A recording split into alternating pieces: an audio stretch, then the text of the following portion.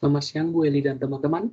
Kami dari kelompok 9 akan mempresentasikan tentang dua chapter, yaitu chapter 16 mengenai Lean Operation dan chapter 17 mengenai Maintenance and Reliability.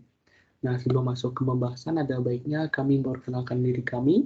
Saya sendiri Putu Bagus Krisna Putra nomor absen 17. Setelah itu adalah Igede Made Paragil Inzaghi Prasana dengan nomor absen 18. Setelah itu ada Dewa Made Indra Arisudewa dengan absen 19. Dan terakhir Hugo Bre Kusuma Jakti dengan absen 11. Next. Oke, yang pertama itu Lean Operation. Lean Operation itu merupakan suatu kegiatan memasok pelanggan dengan persis apa yang diinginkan pelanggan ketika pelanggan menginginkannya.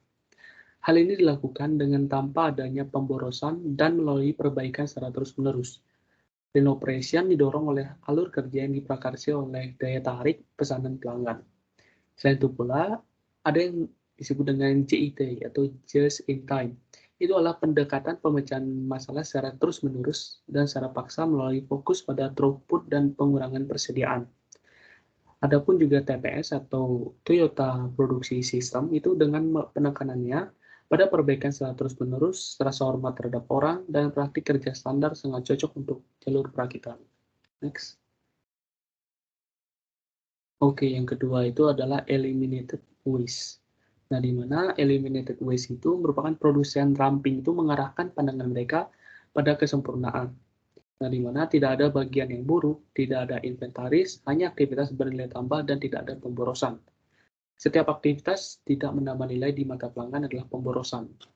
Pelanggan mendefinisikan nilai produk, di mana jika pelanggan tidak mau membayarnya, itu adalah pemborosan. Nah, kategori-kategori ini telah menjadi populer di organisasi Lean dan mencakup banyak cara organisasi menyia-nyiakan atau kehilangan uangnya. Terdapat 7 pemborosan. Yang pertama itu overproduction, di mana overproduction itu adalah memproduksi lebih dari pesanan pelanggan atau memproduksi lebih awal, adalah pemborosan. Yang kedua itu antrean. Antrean itu waktu menganggur, penyimpanan, dan menunggu adalah pemborosan, tidak menambah nilai. Yang ketiga itu adalah transportasi, di mana memindahkan material antara pabrik atau antar pusat kerja yang menanganinya lebih dari satu kali, itu merupakan pemborosan. Yang keempat itu adalah persediaan. Persediaan itu adalah bahan mentah yang tidak perlu, seperti WIP, barang dalam proses, barang jadi, dan persediaan operasi berlebih tidak menambah nilai dan merupakan pemborosan. Yang kelima itu adalah motion, itulah pergerakan peralatan atau orang yang tidak menambah nilai, itu merupakan pemborosan.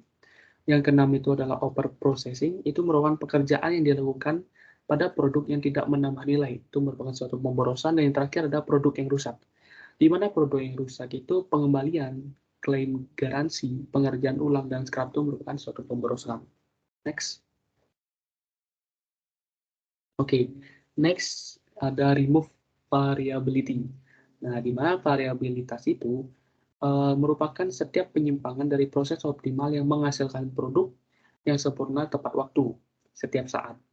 Variabilitas itu adalah kata sopan untuk masalah. Semakin sedikit variabilitas dalam suatu sistem, maka semakin sedikit pula pemborosan dalam sistem tersebut. Karena biasanya tuh manajer itu berusaha untuk menghilangkan variabilitas yang disebabkan oleh faktor internal maupun faktor eksternal. Kebanyakan variabilitas itu disebabkan oleh menoleransi limbah atau pengelolaan yang buruk. Sumber-sumber variabilitas itu ada 4 hal. Yang pertama itu adalah proses buruk yang memungkinkan karyawan dan pemasok menghasilkan jumlah yang tidak tepat atau unit yang tidak sesuai. Yang kedua itu pemeliharaan fasilitas dan proses yang tidak memadai. Yang ketiga itu permintaan pelanggan yang tidak diketahui oleh perusahaan dan bisa berubah. Dan yang terakhir itu gambar, spesifikasi, dan tagihan material yang tidak lengkap atau tidak akurat. Next. Oke, setelah itu ada input throughput. Nah, di mana throughput itu adalah tingkat di mana unit bergerak melalui suatu proses. Di mana setiap unit produk tetap di pembukuan, biaya menumpuk, dan keunggulan kompetitif bisa hilang. Waktu itu adalah uang. Misalnya, menggunakan jaringan pemasok yang sangat responsif, Pareto mode raksasa indeks SA itu sekarang dapat merancang, membuat prototipe, menyetujui dan memproduksi ribuan mantel dalam hitungan minggu. Nah, di mana responsifnya itu terdapat perubahan di pasar modal itu bergejolak berbanding lurus dengan peningkatan throughput-nya. Itu merupakan input throughput. Sedangkan lean and just in time itu di mana JIT atau just in time itu dengan fokusnya itu pada throughput yang cepat dan inventaris yang berkurang. Merupakan komponen yang kuat dari Lean. Dengan dimasukkannya JIT dalam Lean, material tiba di tempat yang dibutuhkan hanya saat dibutuhkan saja. Ketika unit yang baik ini tidak tiba seperti yang dibutuhkan, atau itu merupakan sebuah masalah yang dapat teridentifikasi. Inilah alasannya mengapa aspek Lean itu begitu kuat. Ia memfokuskan perhatian pada masalah. Hal itu yang disebabkan aspek Lean itu sangat kuat. Next. Nah, setelah itu ada supplier partnership. Nah, di mana supplier partnership itu merupakan kemitraan pemasok ada ketika pemasok dan pembeli itu bekerja sama dengan komunikasi terbuka dan tujuannya menghilangkan pemborosan dan menurunkan biaya. Nah, di mana kepercayaan dan kolaborasi yang erat itu sangat penting untuk keberhasilan Lean. Adapun beberapa tujuan dari supplier partnership itu yang pertama itu penghapusan aktivitas yang tidak perlu seperti penerimaan, pemeriksaan masuk, dan dokumen yang terkait dengan penawaran, pembuatan faktur, dan pembayaran. Yang kedua itu penghapusan inventaris di pabrik dengan pengiriman dalam lot kecil langsung ke departemen penggunaan sesuai kebutuhan. Yang ketiga itu penghapusan inventaris dalam perjalanan dengan mendorong pemasok untuk mencari lokasi terdekat dan menyediakan pengiriman yang kecil yang sering. Semakin pendek aliran material dalam saluran sumber daya itu semakin sedikit persediaan. Dan terakhir itu mendapatkan peningkatan kualitas dan keandalan melalui komitmen, komunikasi, dan kerjasama dalam jangka panjang. Next. Oke, selanjutnya ada lean layout. Nah, di mana lean layout atau tata letak yang ramping itu mengurangi jenis pemborosan lainnya seperti pergerakan. Di mana pergerakan material di lantai pabrik itu tidak menambah nilai. Akibatnya, manajer itu menginginkan tata letak yang fleksibel, yang dapat mengurangi pergerakan orang dan materialnya. Tata letak ramping menempatkan material langsung di lokasi yang dibutuhkan, misalnya jalur perakitan harus dirancang dengan titik pengiriman di sebelah jalur, sehingga bahan tidak perlu dikirimkan terlebih dahulu ke departemen penerima dan kemudian dipindahkan lagi. Nah, di mana dalam lean layout itu dibagi menjadi 3 hal. Yang pertama itu adalah pengurangan jarak. Pengurangan jarak itu merupakan kontribusi utama sel kerja, pusat kerja, dan pabrik yang terfokus. Di mana hari-hari jalur produksi yang panjang itu dan lahan ekonomi yang sangat besar, dengan barang-barang yang melewati mesin-mesin monumental dengan operasi tunggal telah berlalu. Sekarang perusahaan menggunakan sel kerja itu sering diatur dalam bentuk U, berisi berapa mesin yang melakukan operasi yang berbeda. Yang kedua itu dampak pada karyawan, di mana ketika tata letak menyediakan berurutan seperti umpan balik, termasuk masalah ekuitas, itu dapat segera terjadi dan memungkinkan karyawan bekerjasama untuk saling memberitahu tentang apa masalah dan peluang untuk perbaikan tersebut. Ketika pekerja memproduksi unit satu persatu, mereka menguji setiap produk atau komponen pada setiap tahap produksi berikutnya. Yang ketiga itu mengurangi ruang dan inventaris. Nah, di mana karena tata letak lean mengurangi jarak perjalanan, mereka juga mengurangi inventaris. Ketika ada sedikit ruang, persediaan bergerak lebih sedikit dan harus dipindahkan dalam lot sangat kecil atau bahkan unit tunggalnya. Selanjutnya ada lean inventory, di mana lean inventory itu merupakan persediaan dalam sistem produksi dan distribusi sering ada terjadi kesalahan. Nah, di mana artinya itu mereka digunakan untuk berjaga-jaga jika terjadi beberapa variasi dari rencana produksi. Adanya inventaris atau ekstra itu kemudian digunakan untuk menutupi variasi atau masalah.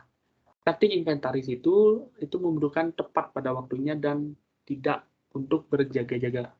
Tujuannya itu untuk tepat pada waktunya. Next. Yang selanjutnya itu adalah reduce inventory and variability. Nah, di mana reduce inventory dan variability itu merupakan manajer operasi itu bergerak menuju lean dengan terlebih dahulu mengurangi inventaris. Idenya itu adalah untuk menghilangkan variabilitas dalam sistem produksi yang disembunyikan oleh persediaan. Nah, di mana dalam reduce inventory dan variability itu ada 4 hal. Yang pertama itu kurangi ukuran lot. Nah, di mana dalam kurangi ukuran lot itu, Lean juga mengurangi pemborosan dengan memotong investasi dalam inventaris. Nah, di mana kunci untuk memangkas persediaan itu adalah untuk menghasilkan produk yang baik dalam ukuran lot yang kecil. Mengurangi ukuran batch dapat menjadi bantuan besar dalam mengurangi persediaan dan biaya persediaan. Yang kedua itu menentukan waktu penyegalan yang optimal. Yang dimana idealnya dalam lingkungan Lean, Ukuran pesanan itu adalah satu, dan unit tunggal ditarik dari satu proses yang berdekatan ke proses lainnya. Yang ketiga itu lebih realistis, itu menjelaskan bahwa analisis proses, waktu transportasi, dan atribut fisik seperti ukuran kontainer yang digunakan untuk transportasi dipertimbangkan ketika menentukan ukuran lot. Dan yang terakhir itu mengurangi biaya pengaturan. Nah, di mana baik kuantitas persediaan maupun biaya penyimpanan turun seiring dengan kuantitas pemesanan ulang persediaan dan tingkat persediaan maksimum yang turun. Namun, karena persediaan memerlukan biaya pemesanan dan pengaturan yang diterapkan pada unit yang diproduksi, manajer cenderung membeli atau memproduksi pesanan dalam jumlah besar, di mana semakin besar pesanan, maka semakin sedikit biaya yang harus diserap oleh setiap unitnya. Selanjutnya, Selanjutnya ada Lean and the Toyota Production System. Lean sebagai sebuah filosofi telah ada lebih dari 5 dekade. Konsep ini pada awal dari Toyota pada tahun 1950. Toyota menyebut pendekatan ini sebagai Toyota Production System yang dikembangkan berdasarkan prinsip just in time. 3 komponen Toyota Production System yaitu perbaikan terus-menerus, rasa hormat terhadap orang lain, dan praktik kerja standar. Perbaikan terus-menerus di bawah TPS berarti membangun budaya organisasi dan menanamkan sistem nilai kepada orang-orang yang menekankan bahwa proses dapat ditingkatkan. Kaizen merupakan kata dalam bahasa Jepang untuk perubahan untuk kebaikan, atau yang lebih umum dikenal sebagai perbaikan terus-menerus. Selanjutnya ada menghormati orang lain. Perbaikan terus-menerus mulai pada perekrutan personil dan berkelanjutan melalui pelatihan ekstensif dan berkelanjutan.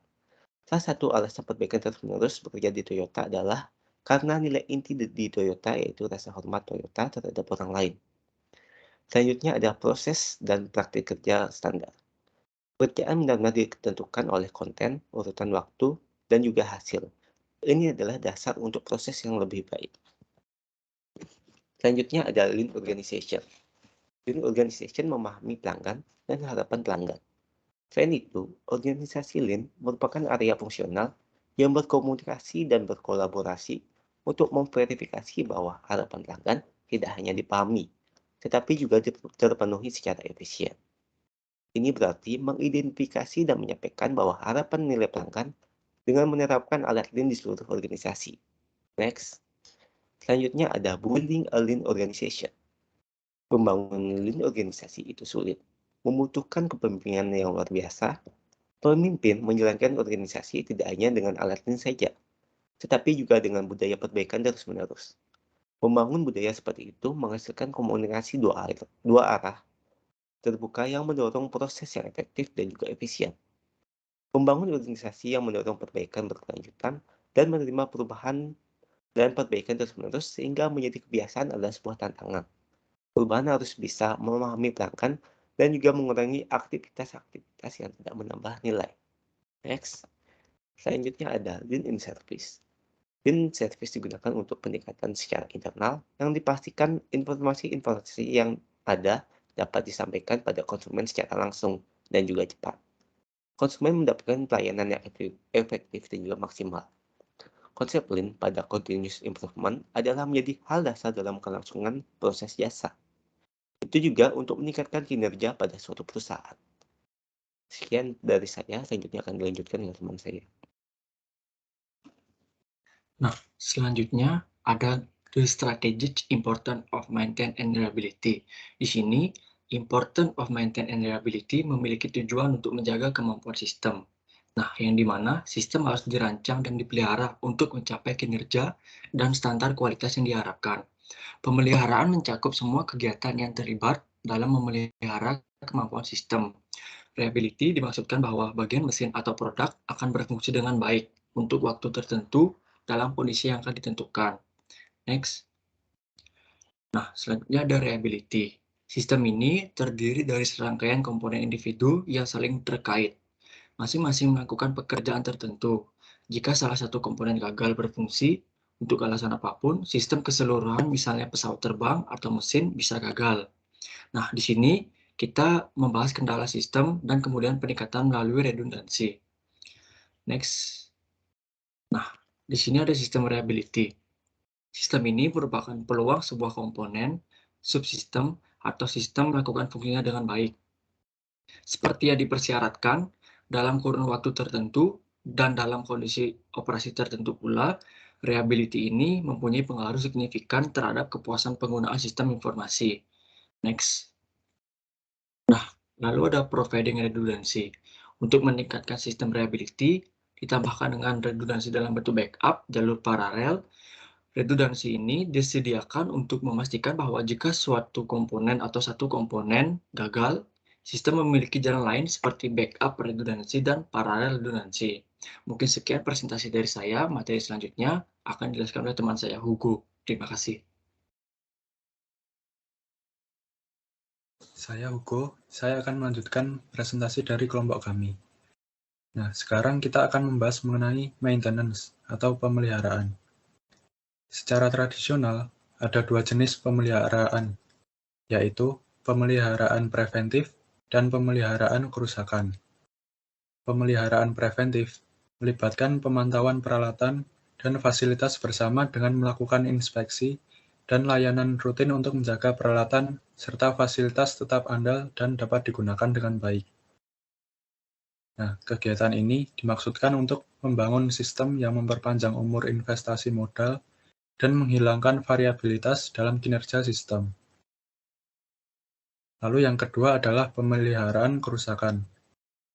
Pemeliharaan kerusakan ini terjadi ketika pemeliharaan preventif gagal, dan peralatan atau fasilitas harus diperbaiki berdasarkan prioritas atau darurat. Selanjutnya, penerapan pemeliharaan preventif. Penerapan pemeliharaan preventif menyiratkan bahwa kita dapat menentukan kapan suatu sistem akan membutuhkan servis atau perbaikan. Oleh karena itu, untuk melakukan pemeliharaan, kita harus memiliki beberapa indikasi masa pakai atau kemungkinan kegagalan. Kegagalan terjadi pada tingkat yang berbeda tergantung umur produk. Ini sebabnya banyak perusahaan elektronik yang membakar produk mereka sebelum pengiriman, dalam artian mereka melakukan berbagai tes untuk mendeteksi masalah dalam produk sebelum pengiriman. Setelah produk melewati masa proses penetapan, lalu dilakukan menggunakan metode MTBF untuk mempelajari lebih lanjut. MTBF sendiri merupakan rata-rata waktu antara kegagalan. Distribusi seperti itu seringkali mengikuti kurva normal. Ketika distribusi ini menunjukkan deviasi standar yang kecil, maka kita memiliki kandidat untuk pemeliharaan preventif, bahkan jika pemeliharaannya mahal. Setelah perusahaan memiliki kandidat untuk pemeliharaan preventif, perusahaan ingin menentukan kapan pemeliharaan preventif ekonomis. Biasanya, semakin mahal perawatannya, maka semakin sempit distribusi MTBF-nya. Dengan kata lain, memiliki standar deviasi yang kecil, seperti penggunaan mobil yang diperingatkan tentang banyaknya masalah diagnostik, mulai dari sensor airbag hingga penggantian oli. Selanjutnya, meningkatkan kemampuan perbaikan. Oleh karena keandalan dan pemeliharaan preventif jarang yang sempurna, sebagian besar perusahaan memiliki beberapa tingkat kemampuan perbaikan. Dengan memperbesar fasilitas perbaikan atau meningkatkan manajemen pemeliharaan. Hal itu merupakan cara terbaik untuk membuat sistem kembali beroperasi lebih cepat. Namun, tidak semua perbaikan dapat dilakukan di fasilitas perusahaan. Oleh karena itu, manajer harus memutuskan di mana perbaikan akan dilakukan. Gambar di atas memberikan rangkaian pilihan dan bagaimana manajer memiliki nilai kecepatan, biaya, dan kompetensi. Lalu, pada bagian kanan gambar menunjukkan usaha yang dapat meningkatkan kompetensi pekerjaan perbaikan, tetapi pada saat yang sama dapat meningkatkan biaya dan waktu penggantian produk.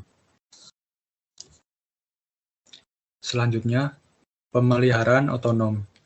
Kebijakan dan teknik pemeliharaan preventif harus mencakup penekanan pada karyawan yang menerima tanggung jawab untuk jenis pemeliharaan peralatan. seperti amati, periksa, sesuaikan, bersihkan, dan beritahu. Kebijakan tersebut sejalan dengan manfaat pemberdayaan karyawan, dan pendekatan ini dikenal sebagai pemeliharaan otonom. Karyawan dapat memprediksi kegagalan, mencegah kerusakan, dan memperpanjang usia peralatan. Dengan pemeliharaan otonom, manajer membuat langkah menuju pemberdayaan karyawan serta mempertahankan kinerja sistem.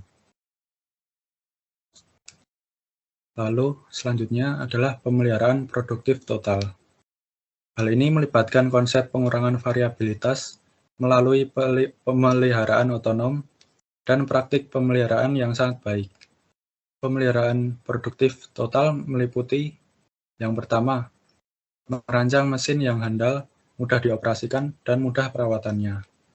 Lalu yang poin kedua adalah menekankan total biaya kepemilikan saat membeli mesin, sehingga layanan dan perawatan termasuk dalam biaya. Poin ketiga, mengembangkan rencana pemeliharaan preventif yang memanfaatkan praktik terbaik operator, departemen pemeliharaan, dan juga layanan depot. Lalu poin yang terakhir adalah pelatihan untuk perawatan otonom, sehingga operator memelihara mesin mereka sendiri dan bermitra dengan personel perawatan.